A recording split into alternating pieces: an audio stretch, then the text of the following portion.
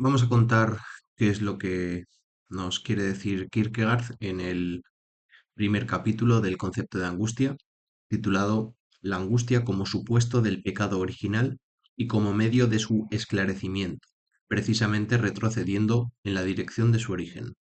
Primero de todo, esclarezcamos algunos conceptos teológicos para comprender lo que viene a continuación. El pecado es la satisfacción generalmente placentera, fruto o resultado de un deseo desordenado, y su contrapartida, la culpa, es la pena, sufrimiento o dolor generalmente displacente, fruto o resultado de un deseo desordenado. El pecado original es la condición de posibilidad del pecado mismo, de pecar. Es la angustia primordial que surge al descubrir nuestra libertad de elegir el mal y responsabilizarnos de esa elección. Se trata de una autoconciencia que nos indica que somos libres para decidir hacer el mal. La caída es la corrupción de la naturaleza del hombre, la prohibición es un límite impuesto por Dios y la concupiscencia es la inclinación al placer de pecar una vez saboreado. Bien, partimos del relato de Adán y Eva del Génesis, el famoso episodio de la manzana. Dice Kierkegaard que ahí Adán está en un puro estado de inocencia porque no tiene conciencia de la diferencia entre el bien y el mal. Es ignorante porque no sabe que puede pecar. Tampoco es capaz de comprender el significado de la prohibición divina. Es, por lo tanto, un estado del hombre en el que se da una unión inmediata con su naturaleza particular, como un niño. El hombre aún no ha despertado a la posibilidad de la elección moral. No es un espíritu autoconsciente, sino que es pura animalidad y mente. ¿Vale? Es cuerpo y mente, pero todavía no espíritu. El espíritu está como soñando en el hombre y aún tiene que despertar. Se trata, según Kierkegaard, de un estado de paz y reposo, caracterizado por una ausencia de conflicto interno. Se trata de un estado anterior a la caída y al pecado original. El hombre no es consciente de su libertad ni de su responsabilidad moral. Esto es el contexto del surgimiento de la nada como pura posibilidad de elección. No se trata de una elección, sino de vislumbrar de manera confusa o indefinida que el hombre tiene la posibilidad de elegir no la posibilidad de elegir no seguir sus propias tendencias naturales, como la auténtica posibilidad de obrar de acuerdo con lo más divino o con la parte más divina que hay en él. La posibilidad de la libertad consiste en que se puede. Em, y aquí se trae a colación la cuestión de Elsa la lista, que es uno de los cuentos de la infancia y del hogar de los hermanos Grimm. Se trata de una situación en un banquete de boda donde a la novia se le pide que baje al sótano a buscar una cerveza. Cuando baja al sótano se encuentra una piqueta de unos albañiles que se han olvidado allí y digamos, novia empieza a lamentarse y a llorar por la posibilidad de que su hijo todavía no nacido, puesto que estamos en el banquete de bodas, pueda morir a causa de pues, la caída de ese piquete.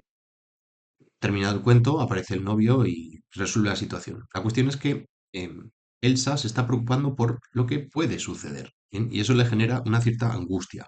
Es el ejemplo que trae Kierkegaard a colación para explicar este fenómeno. Tal y como yo lo veo, y esto es una interpretación tan adulterada como sugerente de Kierkegaard, el hombre nace con inclinaciones, vamos a decir así, variables. La brújula del sentido de su vivir está pendulando según el mundo como tentatio. Y solo, es decir, que nos vamos inclinando hacia cuestiones mundanas. Y solo en un grado o en un ángulo muy concreto es capaz de estar bien orientado a Dios o a lo que Dios quiere para ti. Recordemos la famosa frase de Cristo: Señor, parte de mí este cáliz, pero que no sea mi voluntad, sino la tuya. Las virtudes teologales van de la mano de las virtudes cívicas clásicas. El sufrimiento, como el dolor, no es malo, sino incómodo. El mal es corromper el alma haciendo sufrir y generando dolor a los demás.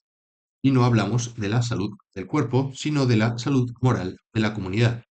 El placer, como la satisfacción, no es bueno, sino agradable. El bien es curtir el alma en el camino incómodo a la trascendencia gloriosa, como Aquiles Cristo. La nada genera una inquietud existencial, es decir, que se puede hacer algo con la vida del miserable, así dice la cita, quien pierda su vida la ganará, pero aún no sabe qué. La libertad está despertándose en el hombre, una sensación de vértigo ante la posibilidad de elegir. De vértigo, digo, y no de mal de alturas. Esto es a lo que se denomina en Kierkegaard como angustia, que es la respuesta emocional ante la nada, como la realidad de la libertad en cuanto posibilidad frente a la posibilidad. La inocencia es la angustia. El espíritu, soñando, proyecta su propia realidad, pero esta realidad es la nada. La angustia es una categoría del espíritu que sueña. En la vigilia hay diferencia entre yo mismo y lo otro de mí, pero en el sueño esta diferencia queda suspendida, queda entre paréntesis, y se convierte en una sugerencia de la nada. Recopilemos. La inocencia es la ignorancia. Cuando esto se hace patente y es determinada por el espíritu, se convierte en angustia. La ignorancia es un saber que no se sabe, un saber en torno a nada. Este saber se proyecta en la angustia como fundamento de la nada.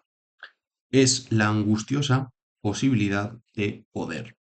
Adán, en su inocencia, no sabe lo que puede. Además, no entiende la prohibición, no comas del árbol del bien y del mal, porque está mal, porque yo lo digo, porque es lo que Dios quiere.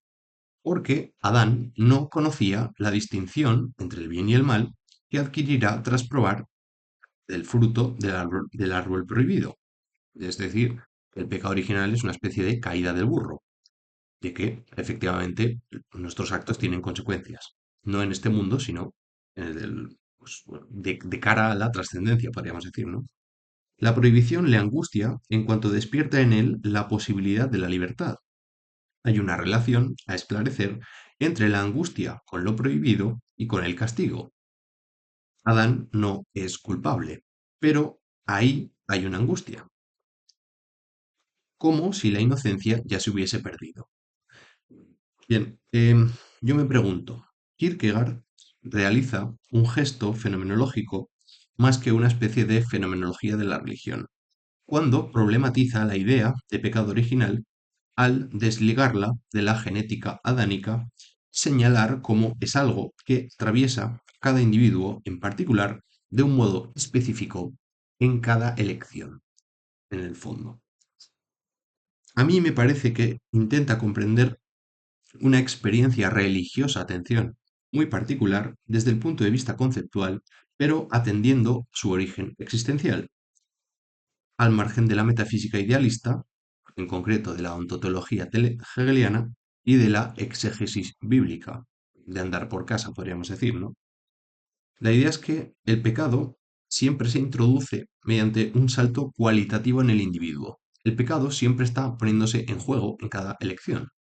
Y la idea del pecado original es que siempre está funcionando como la condición de posibilidad de ese pecado, que además sucede en cada acto tenemos la posibilidad de elegir el bien o el mal y de cambiar, justamente, ¿no? Y de tomar las riendas de nuestra propia vida. En cada acto, atención. De acuerdo con los misales, todos los hombres, pagados según la naturaleza, nacen con el pecado original, esto es, sin temor de Dios, sin confianza en Dios y con la concupiscencia, con la inclinación a pecar y alejarse de Dios. Y ahora sí, más que una pregunta era una reflexión, ahora sí me pregunto, ¿el ateo no puede pecar porque es ingenuo e ignorante con respecto a la brújula correcta del bien y del mal, puesto que es ajeno a esta moralidad? Bien preirónicamente como Adán, bien posirónicamente como Nietzsche, como un nietzscheano. Pero entonces el ateo nietzscheano no es libre al transvalorizar los valores, sino que es más bien un esteta. El Zaratustra de Nietzsche no es un santo que se comprometa ética y espiritualmente en su vida, sino que el superhombre de Nietzsche es un niño, no un hombre de Dios. Y un niño, como es bien sabido, es el paradigma de la inocencia. Su vida, la vida del superhombre nietzscheano, o del posirónico, o del preirónico, no es plena porque no está entregado. No ha entregado su vida, sino que está viviendo hacia afuera. Está llenando el mundo de sí mismo a través de una máscara que le permite expandirse y ganar clout, influencia, atención, poder, dominio o potencia. Pero no está dejando que le penetre el mundo en sí mismo, ¿no? No está abriéndose las puertas hacia adentro, sino que está intentando escapar. El esteta, representado por Johannes el Seductor en Diario de un Seductor, es un ser que seduce, trae, mueve, moviliza, pero no se compromete. No ama a Cordelia, se ama a sí mismo seduciéndola. Es como la publicidad. La vida del esteta, del posirónico nietzscheano, es un proyecto estético. No quiere casarse por la iglesia, quiere jugar con los sentimientos de los demás. Goza cuando los demás están pendientes de él por sus propias artimañas. Entre la máscara del esteta y su ser más propio se mueve precisamente la nada, como la posibilidad de elegir el camino de una vida que se haga cargo de sí misma, entregándose a lo que Dios quiere. El ser humano es cuerpo, alma y espíritu, algunos más santos que otros, y el espíritu ejerce un poder ambiguo, hostil y amigo sobre sí mismo y sobre su condición de intermediario entre el cuerpo y el alma. Esta angustia de amar y huirse el espíritu a sí mismo se da porque el espíritu no puede tenerse ni aferrarse a sí mismo, mientras no tenga fe dentro de sí. Esto es, mientras se tenga a sí mismo fuera de sí mismo. Algo así como ofrecer voluntariamente la sumisión absoluta ante la voluntad de Dios. Y hasta aquí.